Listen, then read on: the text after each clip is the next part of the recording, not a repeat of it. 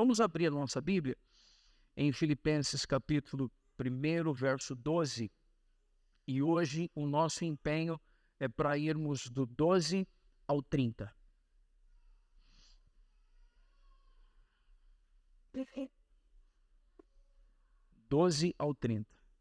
Eu vou ler aqui na NAA. À medida que você encontrar, querido, vamos nos colocar de pé.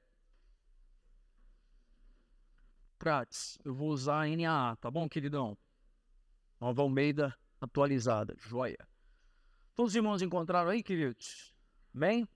Nos diz o seguinte: quero ainda, irmãos, que saibam que essas coisas que me aconteceram têm até contribuído para o progresso do Evangelho, de maneira que toda a guarda pretoriana e todos os demais sabem que estou preso por causa de Cristo.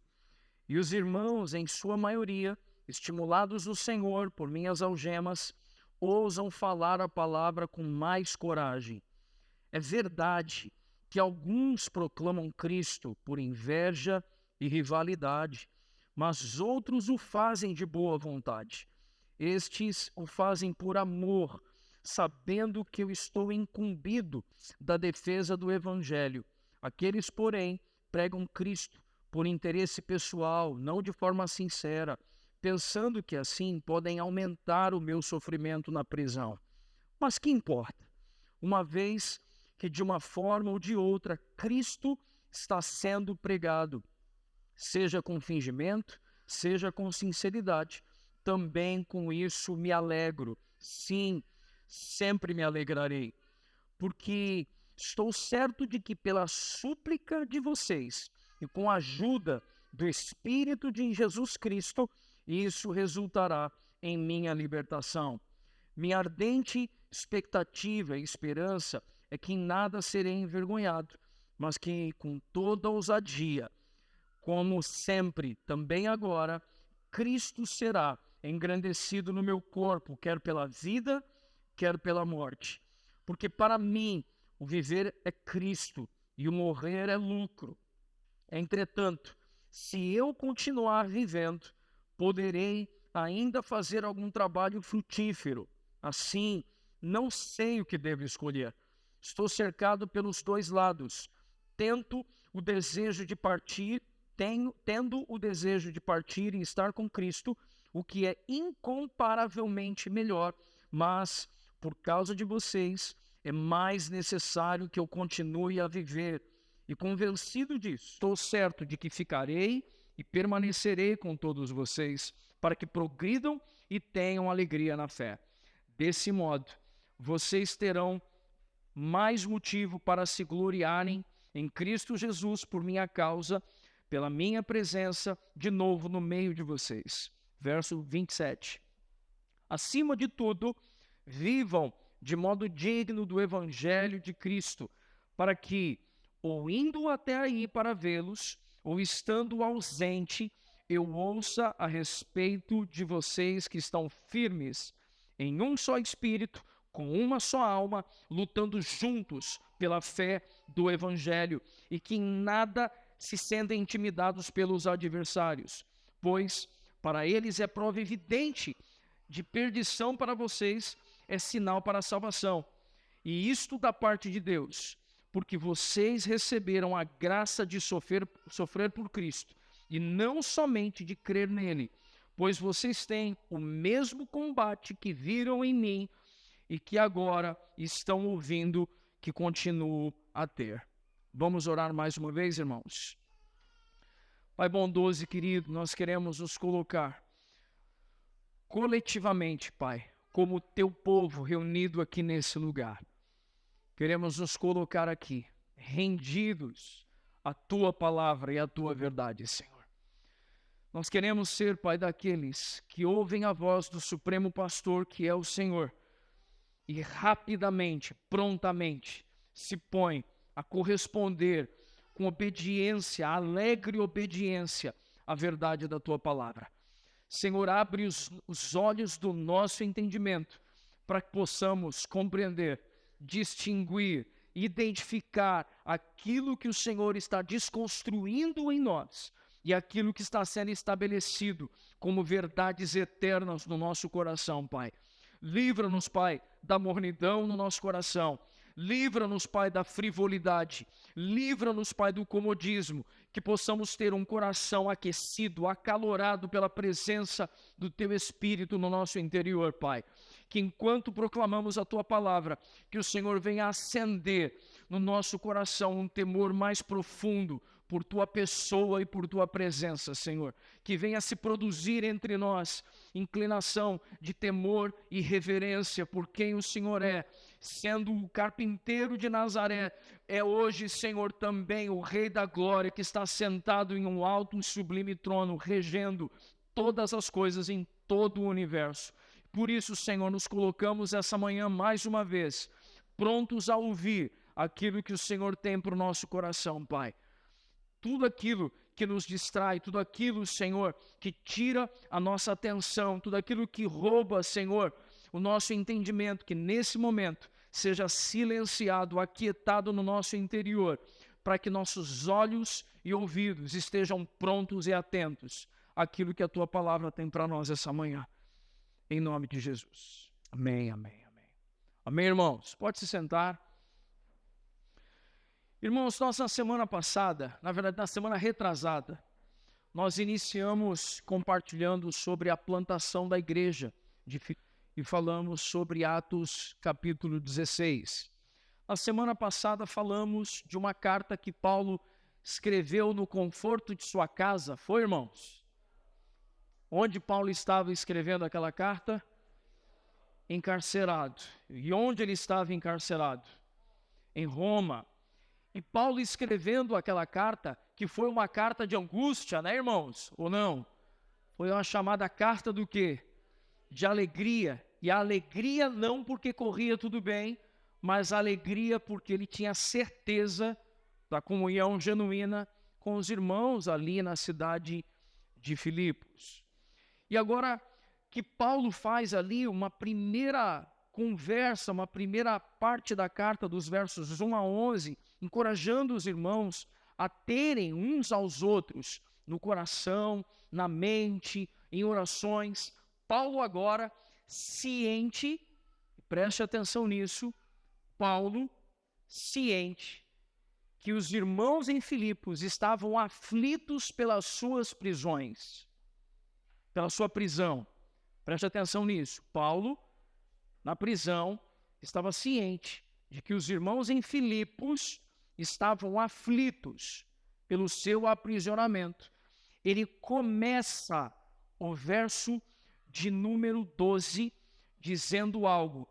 Quero ainda, irmãos, que saibam que as coisas que me aconteceram até aqui têm contribuído para o que, irmãos? O que está na sua Bíblia? Para o progresso do Evangelho. Irmãos, eu já começo aqui trazendo para o meu coração, para o nosso coração, uma lição. Que ainda que estejamos sofrendo, nós podemos observar que há pessoas que estão sofrendo por conta da condição que estamos vivendo. Mas se estivermos com o coração regado com a esperança em Cristo Jesus, aquele que sofre é capaz de oferecer consolo àqueles que estão preocupados conosco. Você ouviu isso, irmão? Porque quem estava consolando era o apóstolo. Aquele que estava encarcerado estava consolando aqueles que estavam preocupados com ele. Mais do que qualquer outra coisa, o desejo de Paulo era cooperar para o progresso do Evangelho. E uma das coisas que é importante sabermos, porque quando a gente fala sobre onde Paulo estava, encarcerado em Roma, é importante a gente saber algo sobre o apóstolo Paulo, que quando Paulo ele esteve em sua primeira viagem missionária, na sua segunda viagem missionária, em sua mente, em seu coração, o apóstolo Paulo sempre quis estar em Roma. Você ouviu o que eu disse ou não? O apóstolo Paulo sempre desejou estar em Roma para proclamar e para pregar o evangelho. Roma era o centro de um império, era a principal cidade da época. E Paulo tinha uma consciência. Paulo sabia que se ele pregasse o evangelho em Roma e ele ganhasse Roma para Cristo, quase que o inteiro poderia ser alcançado pelo poder do evangelho. Então Paulo, ele está em seu coração, mesmo ali em todo o seu cenário, na primeira viagem missionária, enfrentando os cárceres, enfrentando as provações, as privações, Paulo sempre teve em mente estar em Roma. É importante trazer aqui um texto que está em Atos dos Apóstolos, capítulo 19, verso 11, que Paulo diz assim: depois de haver estado ali, ele está falando sobre Jerusalém, então depois de haver estado ali, importa-me ver também Roma. Então perceba em Atos capítulo 19, que há uma descrição do próprio apóstolo Paulo, que ele tinha a intenção de mais cedo ou mais tarde estar em Roma, porque Roma era a sede do império e era um lugar extremamente oportuno para que se proclamasse a verdade do evangelho. Uma cidade que fervilhava cultura, lazer, entretenimento, comércio, gente circulando de todos os lugares do mundo. Então Paulo queria estar em Roma para proclamar a verdade do evangelho.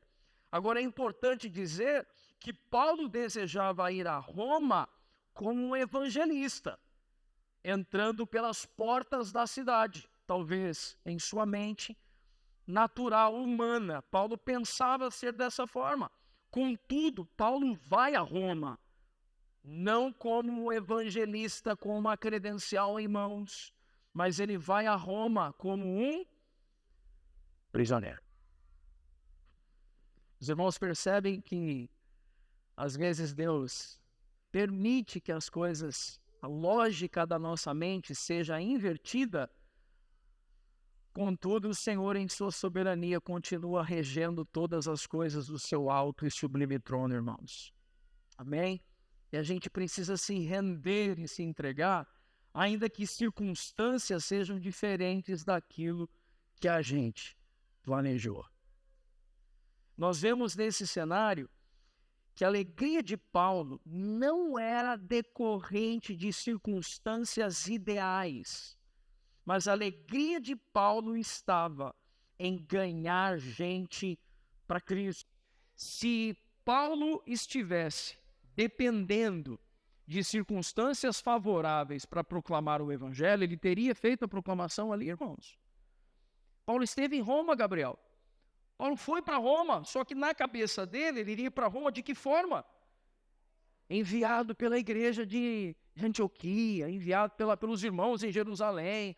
Eu vou entrar em Roma com autoridade, ali também sou cidadão romano, vou ter acesso ao pretório, vou ter acesso aos intelectuais da época. Então Paulo, talvez, na mente humana, ou até outros irmãos, poderiam ter pensado isso. Contudo, Paulo vai a Roma, irmãos. Mas ele não vai do jeito dele, ele vai do jeito que Deus achou que devia ser, irmão. E aí, David, a gente entra no estreito, porque tem coisas que Deus nos leva a fazer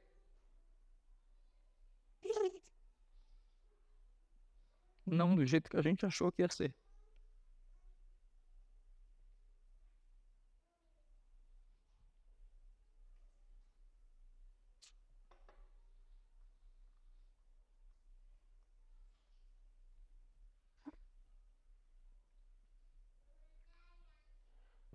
E quando nós vemos na Escritura, nós vemos que algumas adversidades, elas cooperam, elas contribuem para quebrar a gente por dentro, para revelar o Cristo que foi depositado no nosso coração. Você está ouvindo o que eu disse ou não? Deus não está interessado nas nossas credenciais.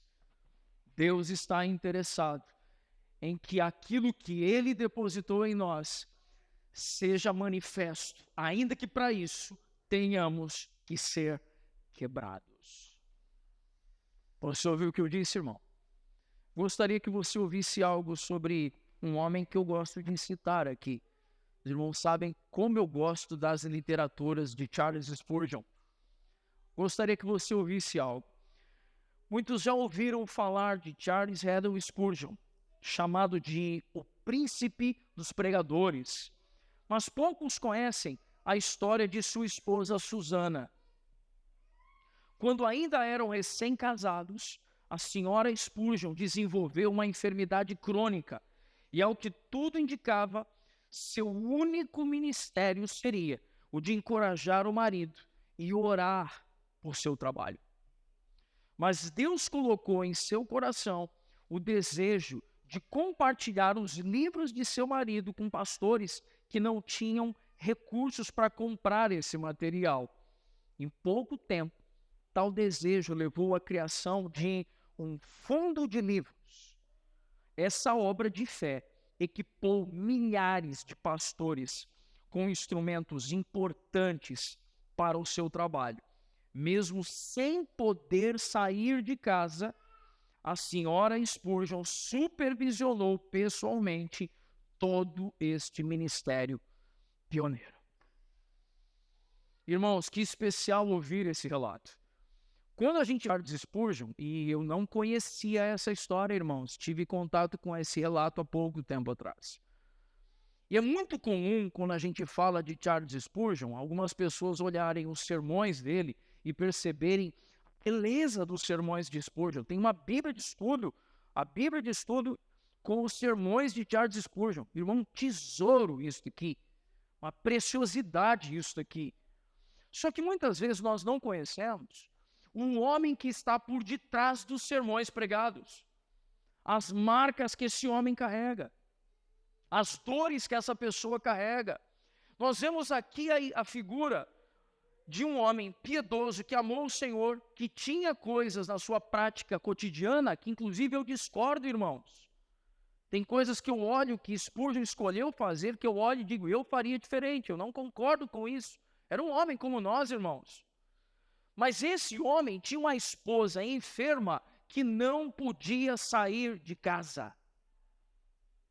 E essa esposa enferma, que não podia sair de casa, escolheu fazer da sua dor e da sua aparente clausura, do seu aparente isolamento, uma oportunidade para fazer algo que só ela poderia fazer, porque ela tinha acesso aos sermões do seu marido. Você está entendendo o que eu disse aqui, meu irmão? E muitas vezes a gente olha cenários adversos para nós e nós nos privamos de sermos quebrados e rachados a fim de que o depósito de Cristo se revele. E eu quero encorajar cada um dos irmãos aqui, irmãos. As nossas dores estão presentes, amém ou não? Mas elas não devem impedir, não devem reter o depósito de Cristo que foi derramado sobre nós. Aquilo que nós recebemos de Cristo, devemos entregar tudo. A graça que recebemos, devemos repartir, ainda que em dores. Quantos estão comigo até esse momento, irmãos? Amém? Sabe, existem 3 coisas que eu quero construir com os irmãos, iniciando esse compartilhar, que fizeram com que Paulo levasse a mensagem a Roma. Porque a gente acha que somente condições favoráveis vão colocar a gente no lugar certo, né? Vão fazer a gente levar a mensagem. E Paulo tem 3 coisas para lidar, para poder pregar em Roma, agora aprisionado. As 3 coisas são as cadeias, os críticos e a crise. Os 3 Cs aqui, tudo bem? Quais foram as 3 coisas, então, que nós vemos que Paulo teve que lidar para pregar em Roma? Primeiramente com as cadeias, segundo com os críticos e terceiro com a crise. Sobre as cadeias, isso está descrito nos versos 12 a 14. Observe aí o que está dizendo nos versos 12 a 14. Vou ler um trecho na NVT aqui. Diz assim: quero que saibam que tudo que me aconteceu tem ajudado para propagar as boas novas. pois todos aqui, incluindo os da guarda do palácio, sabem que eu estou preso por causa de Cristo. Todos sabiam que ele tinha sido preso pelos judaizantes, tudo bem? Tinha sido denunciado, atacado pelos judaizantes, preso pelos soldados romanos e levado ao cárcere, tudo bem? Nós vemos então no verso 14, por causa da minha prisão, olha que curioso, irmãos, por causa da minha prisão. A maioria dos irmãos aqui se tornou mais confiante no Senhor e anuncia a mensagem de Deus com determinação e sem temor. Como você lida com a prisão, irmão, pode definir se para alguém próximo a você vai ser encorajamento ou vai ser lamúria. Ouviu o que eu disse? Como o próprio Paulo escreveu em uma outra ocasião posterior, na sua última carta em vida, quando Paulo escreveu a Timóteo, em 2 Timóteo 2,9, Paulo escreveu: eu estou sofrendo até algemas como malfeitor. Contudo, a palavra de Deus não pode ser algemada. Está ouvindo aqui ou não? Paulo escreveu no fim da sua vida, na sua última carta em vida, prestes a ser decapitado, Paulo escreveu: eu estou sofrendo até as algemas como um malfeitor, contudo, a palavra de Cristo não deixa de ser pregada por meio aqui desse velho apóstolo aqui. É isso que Paulo estava dizendo. Paulo permanecia acorrentado em uma cultura romana. É importante a gente entender que quando a gente pensa numa prisão na contemporaneidade, como é que é uma prisão nos dias atuais? Você tem um complexo, você tem portões, você tem grades, você tem concertina nos muros. Esse é o nosso modelo de prisão. Uma fuga é algo muito mais complexo hoje, como era nas prisões antigas. Então, uma prática comum antigamente era que um prisioneiro ele ficava acorrentado a um soldado romano 24 horas por dia. Como assim, pastor? Era bem provável que eles colocassem algum tipo de... eu não sei o nome daquele negócio que tipo, como se fosse um bracelete, digamos assim, preso aqui, acorrentado, e do lado um soldado romano. Então a gente ficava acorrentado aqui pelo braço, pela perna, e ficava agarrado aqui, ficava preso. Claro, tinha mobilidade, mas ficava preso. Com que frequência ele ficava preso? 24 horas por dia. Só que os turnos dos soldados romanos eram de 6 horas. Então a cada 6 horas sai um soldado, solta, prende no outro, pegue. Isso quer dizer, irmãos, que 4 soldados por dia ouviam a proclamação do Evangelho, viam Paulo escrevendo cartas, viam Paulo recebendo donativos dos irmãos de Filipos, viam Paulo escrevendo as coisas pensando nos irmãos. 4 soldados da casa de César, do pretório romano. Então, quando nós lidamos com isso, nós estamos vendo um homem que sofrer sim, calar a mensagem, não. Quantos que Paulo está ensinando para a gente aqui, irmãos? Meu Deus do céu. Eles presenciaram um homem que orava sem cessar. Eles presenciaram um homem que estava disposto a perder a vida a fim de que os irmãos se salvassem. Wiersbe escreveu algo pensando em um outro cenário, trazendo para a nossa realidade, trazendo para a realidade da gente nos dias de hoje aqui. E pensando especificamente num dia como foi o dia de ontem, o Dia Internacional da Mulher, que aí tem gente que inventa, mas irmão, eu não quis, as irmãs, por favor, recebam essa palavra em amor, eu não quis mandar mensagem no nosso grupo da família Betânia, porque eu queria trazer esse compartilhar aqui, agora, pensando nas irmãs.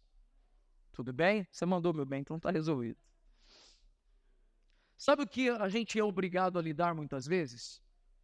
A gente é obrigado a lidar com circunstâncias cotidianas que parece que vão arrebentar com a gente por dentro. É ou não é verdade, irmãos? A gente lida com situações exteriores que a gente perdeu o controle. E eu quero trazer uma fala de que o Wiersbe deixou para irmãs, quando ele escrevendo, deixou uma palavra para algumas irmãs aqui. Ele disse assim: algumas mães talvez, se sintam, entre aspas, presas. Tudo bem? Algumas mães talvez se sintam presas ao lar enquanto cuidam dos filhos. Mas Deus pode usar estas, entre aspas, cadeias, não cadeia no sentido da maldade, mas no sentido de ter menos mobilidade, porque uma mamãe tem menos mobilidade. Tudo bem ou não, irmãs? Amém? Então, vou ler do zero aqui com esse entendimento. Algumas mães talvez se sintam presas ao lar enquanto cuidam dos filhos, mas Deus pode usar essas cadeias para alcançar pessoas com a mensagem da salvação. Susana Wesley criou 19 filhos numa época em que não havia eletrodomésticos nem fraldas descartáveis. Dessa família numerosa vieram John e Charles Wesley, cujos ministérios estremeceram as Ilhas Britânicas. Não tem um tesouro maior do que uma mãe piedosa que, entendendo a sua mobilidade limitada, se dedica cuidadosamente a imprimir a vida de Cristo em seus filhos. Esse é um dos trabalhos e ofícios das mamães em seus lares. Não ouvi nem um amém aqui. As irmãs compreendem isso ou não? Porque muitas vezes, pela realidade de igreja que a gente talvez tenha vindo, uma realidade ativista, e aí a mulher ela tem que fazer alguma coisa. E o cara aqui, o marido, fica tendo que puxar a esposa, tem que fazer alguma coisa na igreja. Minha irmã e meu irmão, cuidem de suas famílias. E entreguem o tempo, sim, de vocês à vida da igreja. Amém ou não, irmãos? Assim como teve inúmeras ocasiões onde eu e Elinete, em lágrimas, porque ela queria ir, a gente precisou olhar um para a cara do outro e dizer assim, amor, não dá. Pode ir, meu bem, vai. E eu vou ficar aqui hoje com as crianças. Porque o que você está fazendo também tem o seu valor eterno. E eu preciso entender isso, que você indo, você só vai porque a gente tem uma base familiar que viabiliza isso. Quantos compreendem o que eu quis dizer aqui?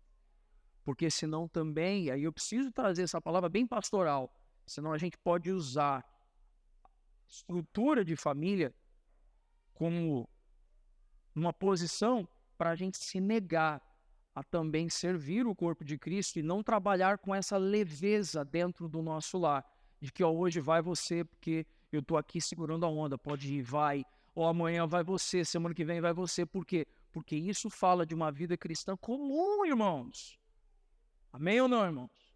Repartindo da porção do Cristo que foi derramada sobre cada um de nós. Ao verem a fé e a determinação de Paulo, muitos cristãos de Roma tiveram a sua coragem renovada e eles ousaram falar com maior ousadia a palavra de Deus. Agora preste atenção numa frase aqui citada pelo pastor Hernandes Dias Lopes, quando ele diz que aqui o verbo falar não se refere às pregações, mas sim às conversas diárias. Peraí, pastor, do que você está falando? Olha no verso 14, vamos juntos? No verso 14. E por minha causa, e por causa da minha prisão, a maioria dos irmãos daqui se tornou mais confiante no Senhor, para o quê? Para anunciar a mensagem de Deus com maior determinação e sem temor. Tem outras traduções que dizem para falar, para anunciar com maior ousadia. A palavra falar aqui não era no sentido de ouvir uma pregação, mas sabe em que sentido? Os soldados romanos, Karina, os caras saíam lá do turno deles, iam agora tomar banho e voltar para sua casa. Quando eles sentavam em casa, provavelmente, qual era a conversa, irmãos? Cara, eu estava aprisionado agora com um cara que eu não acreditei. O cara não é perigoso. O cara não foi preso porque cometeu um crime. O cara foi preso por causa daquele mestre, aquele pino. de Nazaré, ele foi preso por causa de Cristo. E esse cara, enquanto eu estava lá, ele estava escrevendo. E essas conversas de mesa, de casa, fizeram com que as pessoas começassem a alastrar a mensagem do Evangelho, irmãos. Por isso que o de casa em casa é tão importante para a nossa vida de igreja. Porque a gente se assenta à mesa para anunciar que Jesus é o Cristo, o Filho do Deus vivo. Até o momento, todos compreenderam aqui qual foi a primeira marca aqui, o primeiro elemento que viabilizou a pregação da mensagem em Roma foram as cadeias. O primeiro C aqui, a prisão, a cadeia que Paulo esteve. Uma segunda que nós falamos, qual foi? Foi a dos críticos, que está ali do verso 15 ao verso 19. Deixe-me ler aqui brevemente um trecho do 15. É verdade que alguns anunciam a Cristo por o quê? Inveja e rivalidade. Tem alguma outra expressão que está aparecendo aí para vocês ou não? Ciumentos e briguentos. Porfia. Guarda essa expressão que a gente vai voltar nela. A expressão porfia. É uma outra tradução.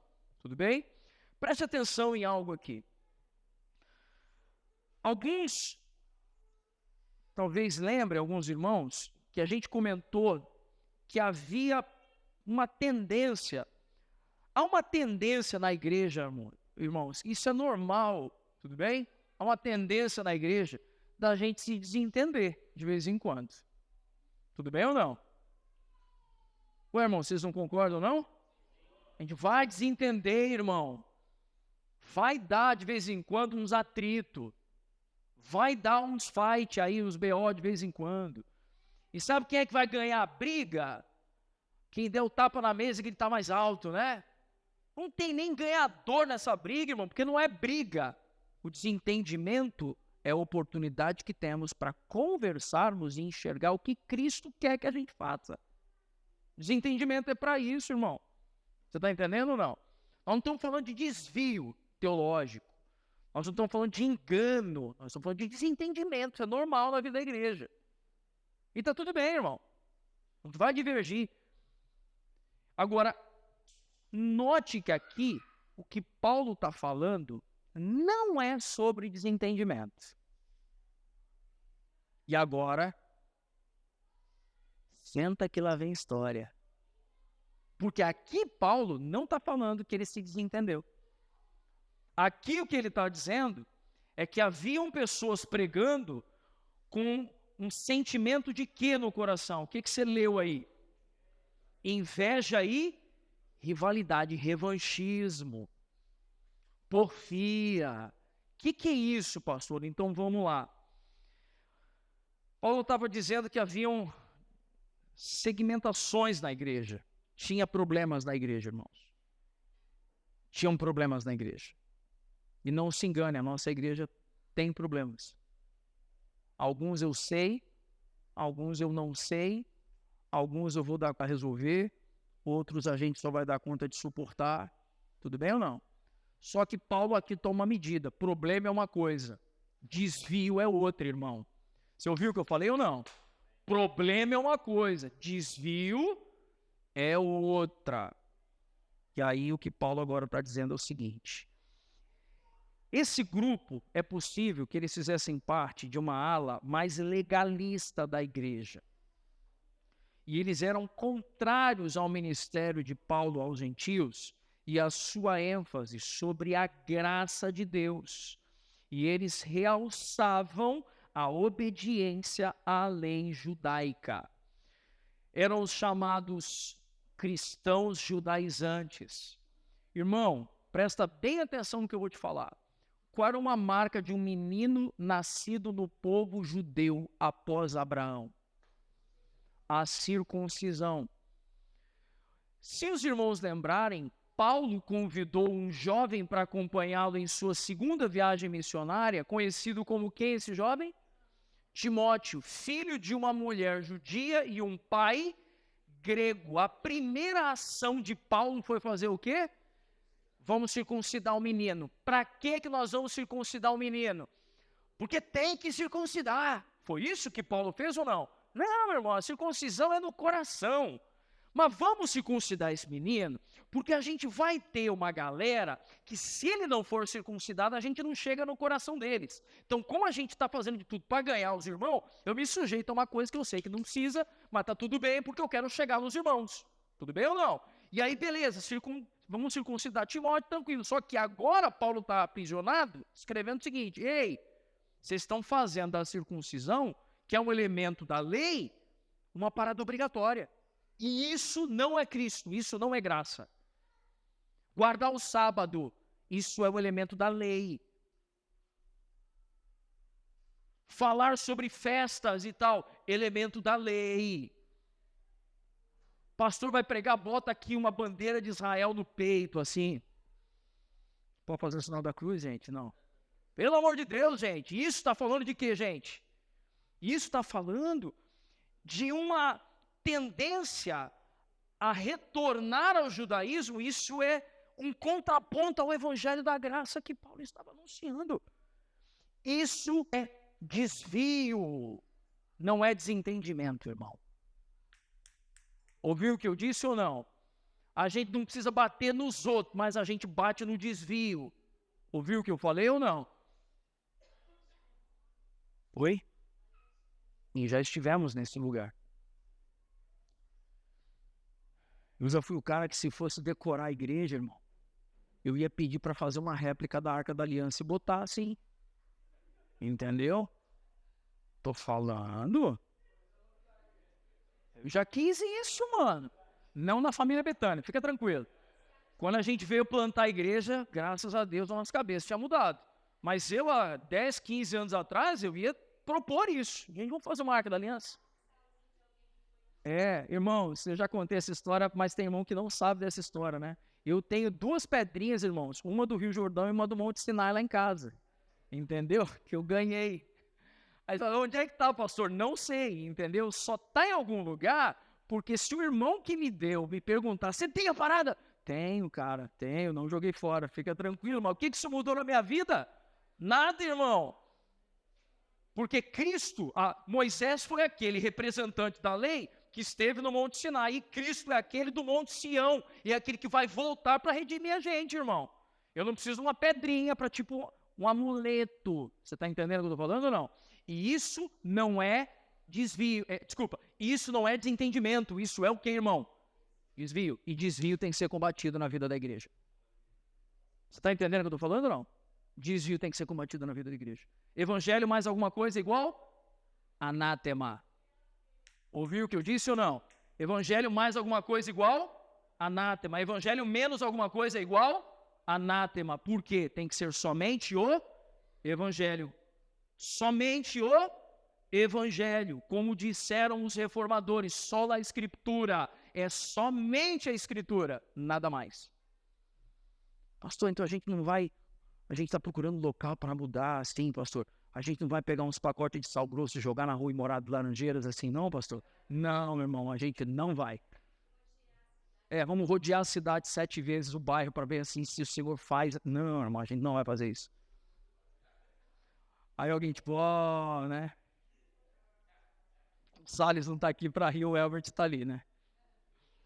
Irmãos, os críticos de Paulo aqui, eles estavam fazendo as coisas por pretensões pessoais.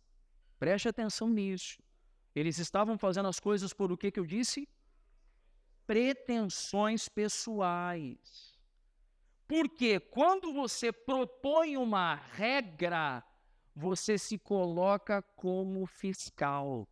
E isso te coloca acima de alguém. Então, bota a regra da circuncisão. Então eu me torno fiscal. Se eu sou fiscal, eu estou acima de você. Então eles ganhavam as pessoas nesse modelo de fiscalização, de hiperfiscalização. Faz sentido o que eu estou falando ou não, gente? A inveja e a contenda andam juntas. Da mesma forma que o amor e a unidade são inseparáveis. Preste, eu vou dizer, irmão. Preste muita atenção que eu quero ter cuidado, mas Desentendimento, a gente lida de uma forma. Desvio, a gente lida de outra forma. Tudo bem até o momento ou não?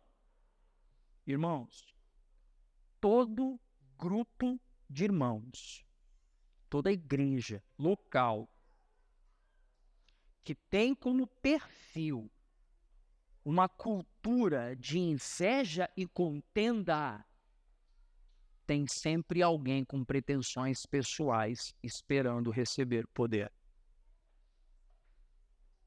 Você ouviu o que eu disse ou não? Inveja e contenda sempre andam juntas. Amor e unidade também. Eu amo o irmão, então você vai conseguir ser um com ele, irmão. Você ouviu o que eu disse? Ouça algo aqui que o Wiersbe disse. E eu gosto de ler algumas coisas com calma para levar a gente a refletir. Porque a gente vem ao culto, irmão, é para sentir mesmo, né? É para isso que a gente vem ou não? Para a gente sair daqui se sentindo melhor ou não? Ou a gente vem aqui para receber de Cristo e a mente transformada e ser melhor? Transformado, tudo bem? Então a gente tem que pensar. O Wiersbe disse algo aqui. Paulo usa em Filipenses 1,15 um termo interessante. Thaísa, o termo é porfia. O Wiersbe dizendo que Paulo usou um termo interessante, porfia. Essa palavra no grego dá a ideia de polêmica, rivalidade, competição para receber apoio dos outros.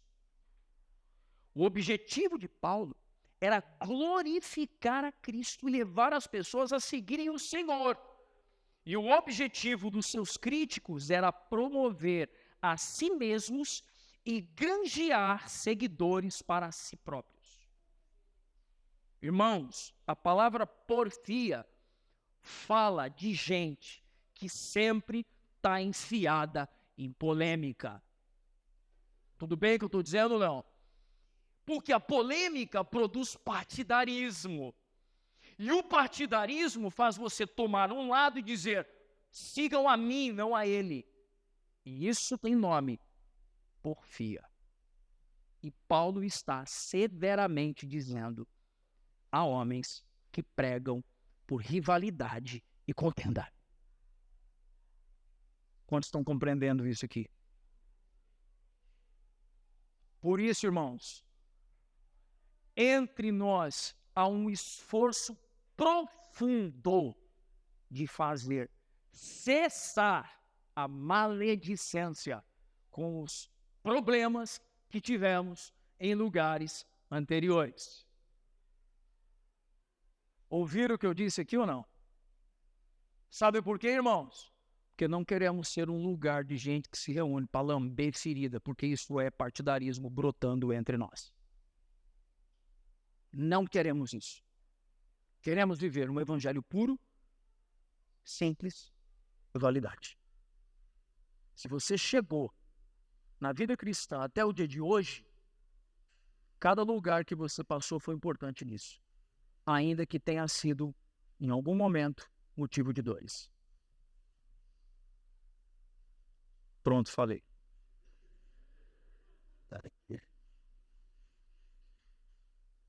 Essas pessoas que vivem a porfia, os críticos de Paulo, preste atenção no que eu vou dizer aqui. Os críticos de Paulo, em vez de perguntarem, você recebeu a Cristo? Eles perguntam, de que lado você está? Do nosso lado ou do lado de Paulo? Infelizmente, esse tipo de politicagem religiosa ainda existe hoje. E quem a pratica deveria se arrepender e apontar tão somente para Cristo e para o seu rebanho. O rebanho daquele que comprou com o seu sangue. E Paulo, irmãos, dá uma resposta aqui inusitada. Qual a resposta que Paulo deu aí, irmão? Eu admito que dá um nó na minha cabeça. Tudo bem? Eu admito. Paulo vira e fala assim, mas nada me importa, sejam as motivações deles falsas, sejam verdadeiras. A mensagem de Cristo está sendo anunciada e por isso eu me alegro.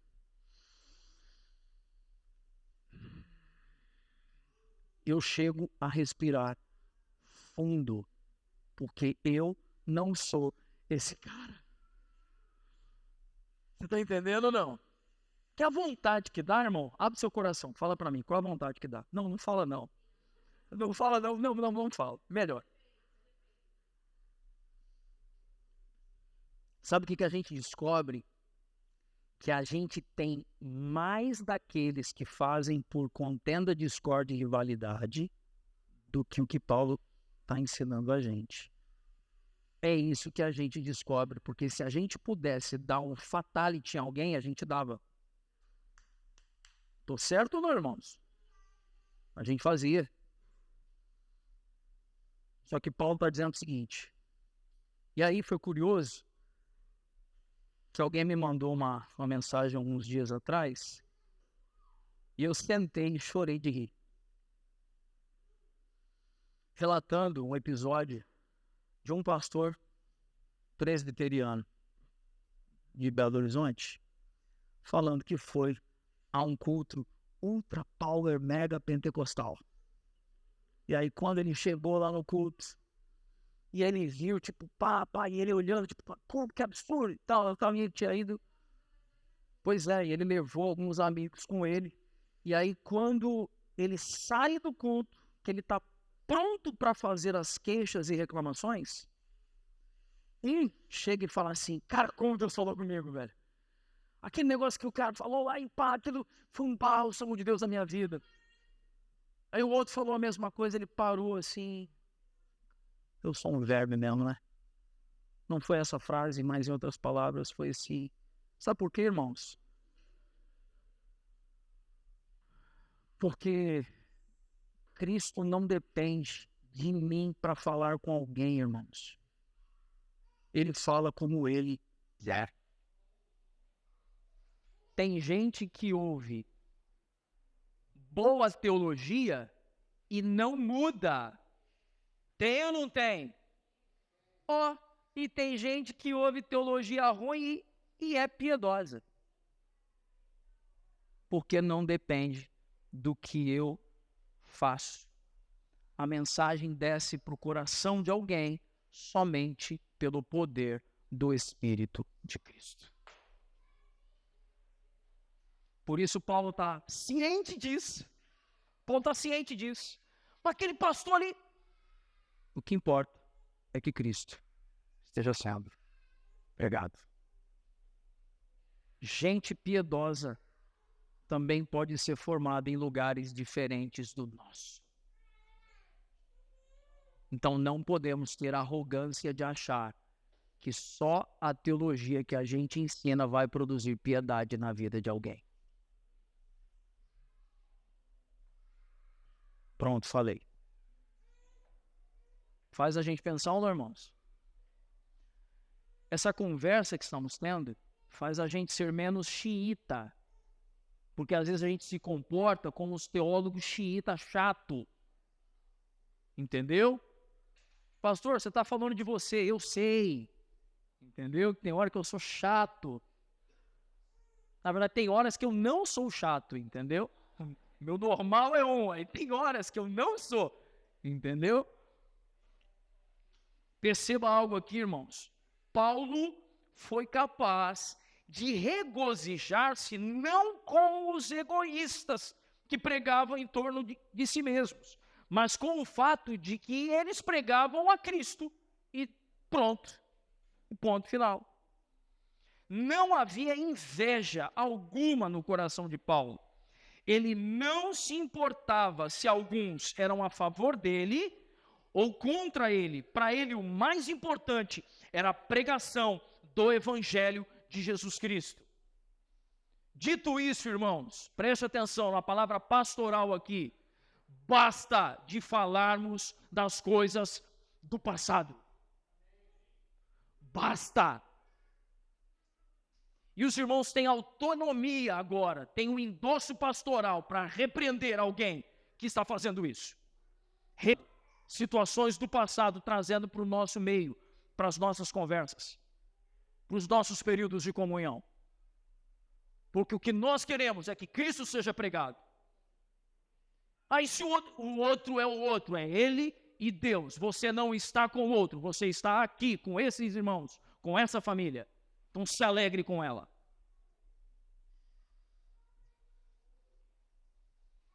Para Paulo, irmãos, era difícil aceitar as críticas.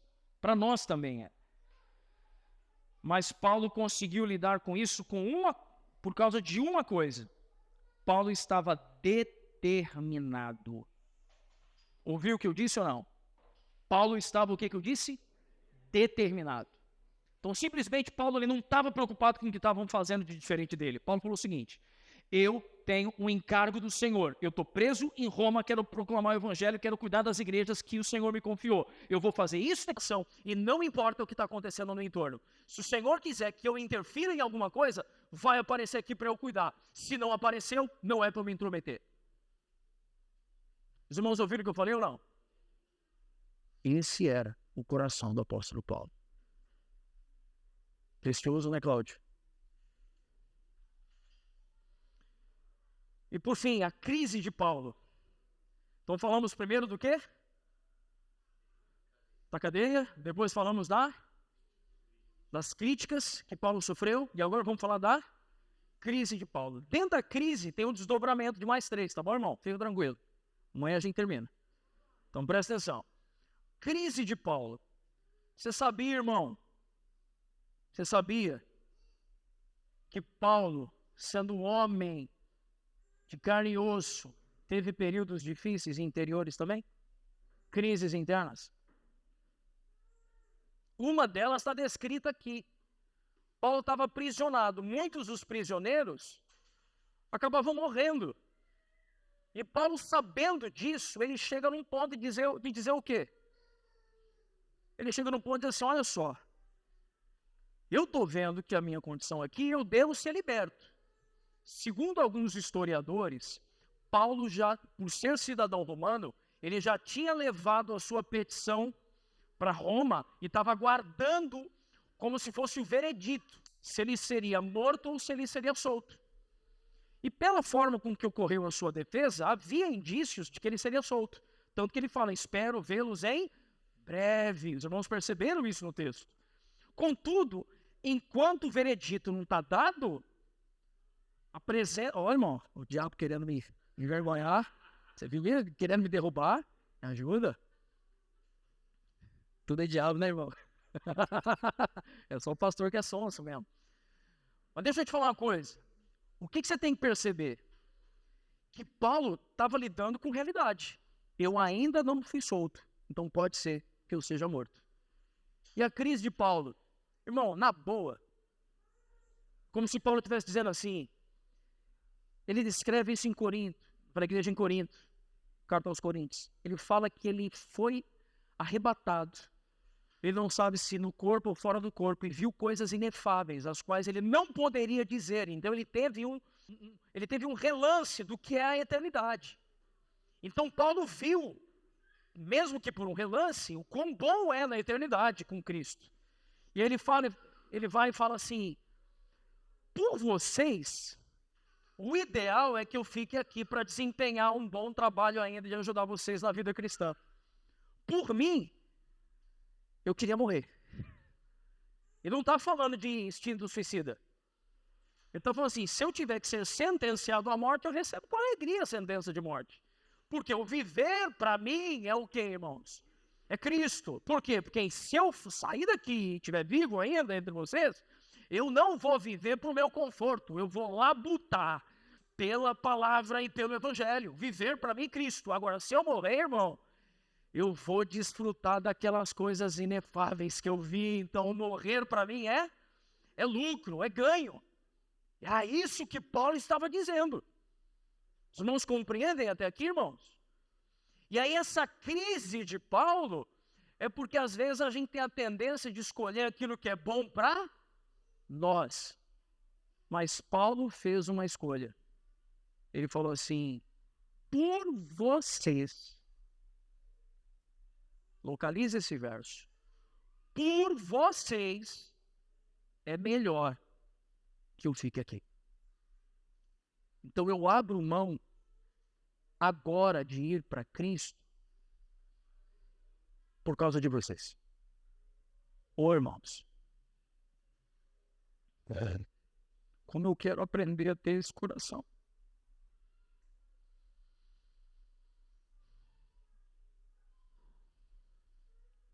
Ser capaz de olhar menos para interesses pessoais e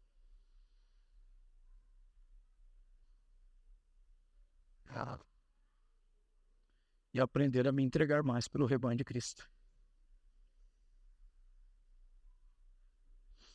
Ele dispôs-se a adiar a sua ida para a eternidade, a fim de ajudar os cristãos a crescerem e a ir para o inferno, a fim de ganhar os perdidos para Cristo.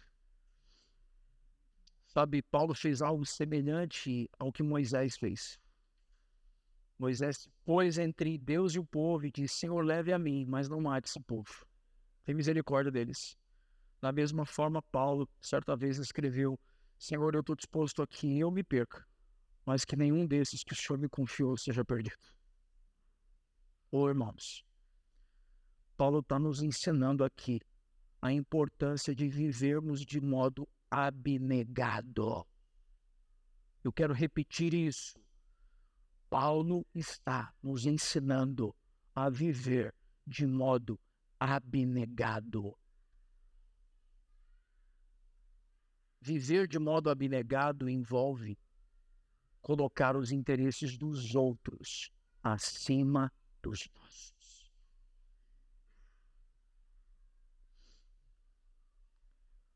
Paulo orienta os irmãos nos versos finais de 27 a 30, 3 coisas. Tome nota de 3 recomendações finais do capítulo 1. Recomendação: coerência. Segunda recomendação: cooperação. Terceira recomendação: confiança. Qual foi a primeira recomendação final ali de Paulo nessa primeiro capítulo? Coerência. Olhe para mim agora, irmão, se você já escreveu, preste bem atenção no que eu quero dizer. O mundo não espera que seja... Quando eu digo mundo, os irmãos entendem o que eu estou falando ou não? O mundo, estou falando do sistema que não conhece a Cristo. As pessoas que não conhecem o Evangelho. Tudo bem? O mundo não espera de nós perfeição. O mundo espera de nós coerência. Ouviu o que eu disse? Sabe o que Paulo está dizendo? A maior arma do inimigo, a maior arma contra o inimigo não é um sermão inspirador, nem um livro poderoso, mas sim a vida coerente de cristãos piedosos. Ouviu isso ou não, irmãos? A maior arma contra o sistema mundano não é um sermão eloquente, não é um livro que, cara, você tem que ler esse livro vai mudar a sua vida, só se for a Bíblia, tá, irmão? Tudo bem? Mas não é um livro poderoso. A maior arma contra o engano é um grupo de cristãos que vive de modo coerente e piedoso. Porque eles encarnam, revelam e traduzem a verdade do Evangelho. Preste atenção em algo. Sabe o que Paulo está falando sobre essa questão de, no verso 27, a parte A, no verso 27, a parte A, Paulo está dizendo assim: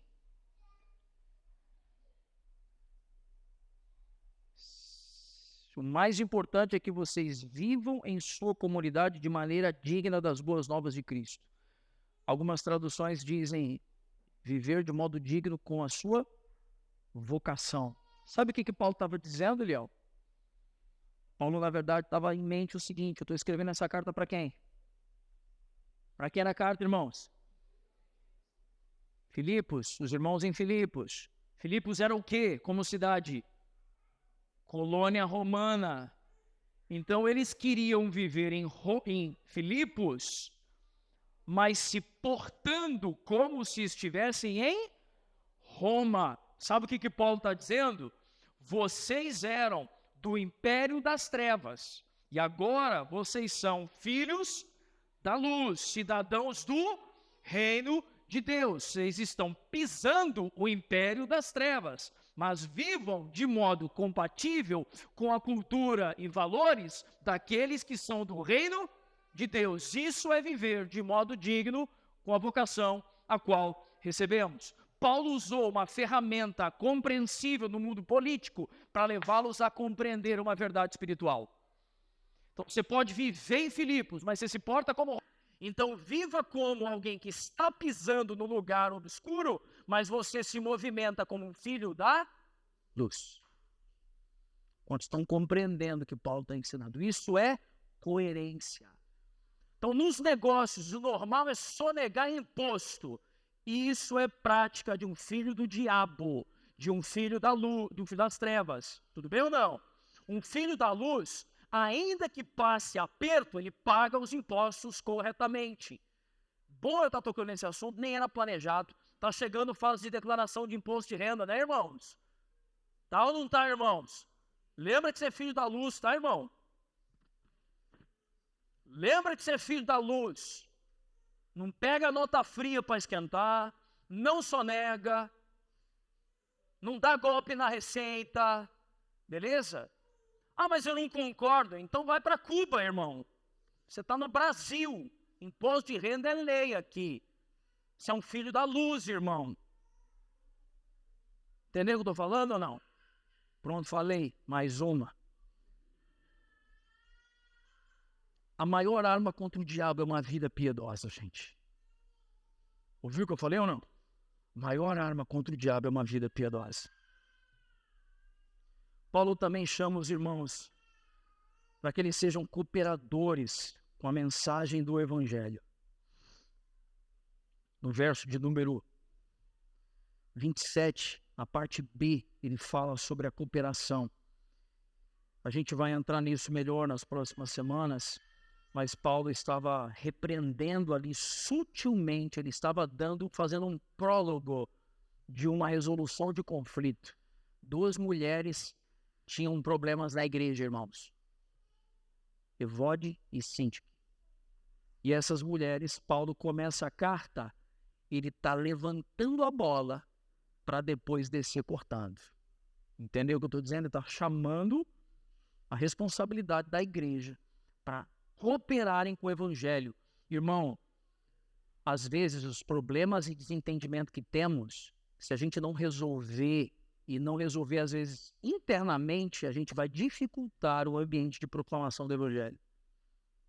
E a gente não pode ter esse coração faccioso, esse coração contencioso. E por fim, Paulo dá uma instrução dos versos 28 a 30. Porque alguns ali, percebam nos versos 28 a 30 o que está dizendo? Não se deixem intimidar por aqueles que se opõem a vocês. E isso é um sinal de que de que eles serão destruídos e vocês serão salvos. Pois vocês receberam o privilégio não apenas de crer em Cristo, mas também de sofrer por Ele. Vocês estão juntos nessa luta. Vocês viram as dificuldades que enfrentei no passado e sabem que elas ainda não terminaram. Sabe o que Paulo está dizendo? Paulo está dizendo o seguinte, olha para mim aqui, irmãos. Paulo está dizendo assim, vocês sabem que a luta que vocês estão sofrendo, eu também estou. Olha o que Paulo está dizendo, Haroldo.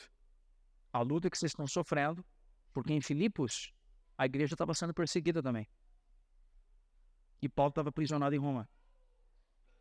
Sabe o que isso põe a gente para pensar? Eu quero que você ouça bem o que eu vou falar. Não pense que o seu sofrimento é maior do que o do seu irmão. Não ponha o seu sofrimento em um pedestal. Paulo está dizendo, vocês estão sofrendo, né? Eu sei, mas lutem juntos pela fé cristã e saibam que esse sofrimento não acabou e eu estou sofrendo da mesma forma. Sabe o que Paulo está dizendo para a gente, irmãos?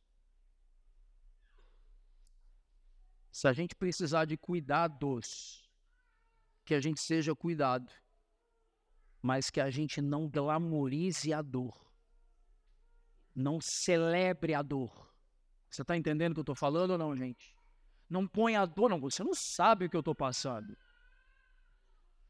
Uma das coisas, irmãos, eu tenho aprendido isso da pior forma possível. Eu tenho aprendido, eu não aprendi ainda. Eu tenho aprendido isso da pior forma possível. Ou coisa ruim, quando eu me encontro com outros pastores, que a primeira coisa que eu ouço deles é: cara, como eu tô cansado, velho.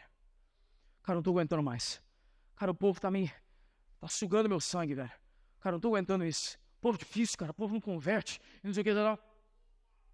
Eu estou aprendendo da pior forma possível que eu não devo colocar as minhas lutas acima da luta de ninguém, nem abaixo da luta de ninguém. E não devo celebrar a dor, a luta. Eu devo enxergar como alguém que Paulo estava escrevendo aos Filipos, e ele usa a palavra luta o tempo inteiro. Sabe por que ele usa a palavra luta? Porque Filipos tinha sediado uma das batalhas em defesa de Roma. Por isso eles tinham se tornado colônia romana. Os irmãos lembram disso ou não?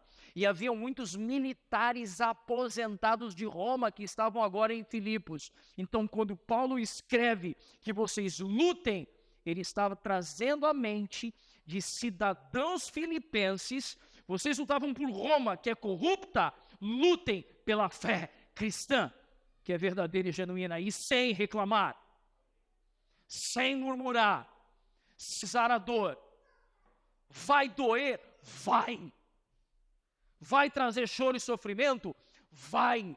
Vai doer viver de modo piedoso, irmão? Vai. Mas receberemos um dia, quando estivermos no julgamento do grande trono branco,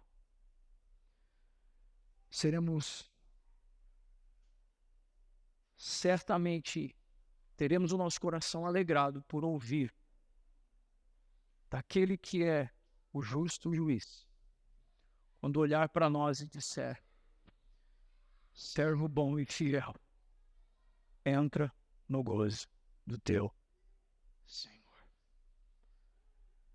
Que os nossos sofrimentos em favor de viver uma vida piedosa, irmãos, de revelar Cristo, não nos tornem gente amarga ou azeda, mas nos tornem pessoas capazes de enxergar o que tem na eternidade. E sabe o que tem na eternidade? Sabe o que tem na eternidade, irmão? Onde o mar de cristal? Não, na eternidade tem Jesus.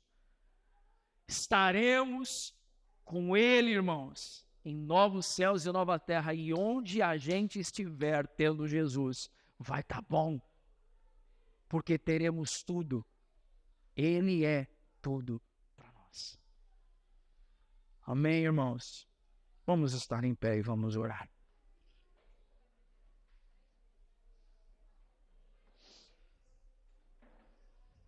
Feche os seus olhos, põe a mão em seu coração.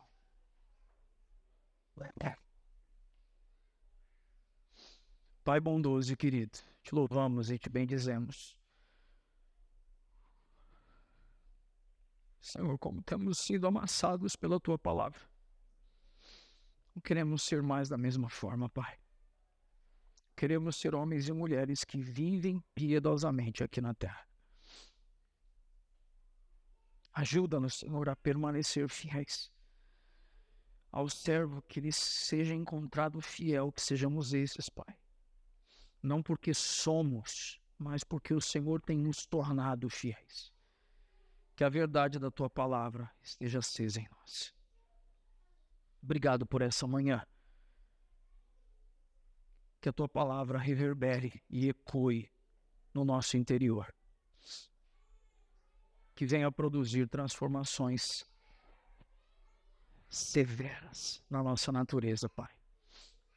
Em nome de Jesus. Leva o teu povo em paz e em segurança. Que a tua alegria, a mesma alegria que Paulo desfrutou ao escrever essa carta, essa alegria seja derramada no coração de cada um dos meus irmãos aqui esta manhã. Que o amor de Deus, o nosso Pai, a graça do nosso Senhor Jesus Cristo, as doces e eternas consolações e a comunhão do Espírito seja com todo o povo de Deus, desde agora, para todos sempre. Amém. Irmãos, essa semana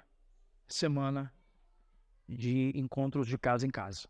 Amém, irmãos? Que os irmãos se dediquem a estarem presentes com os seus apacentadores. Ainda estamos à procura de um local. Está tudo muito caro. Estamos em oração.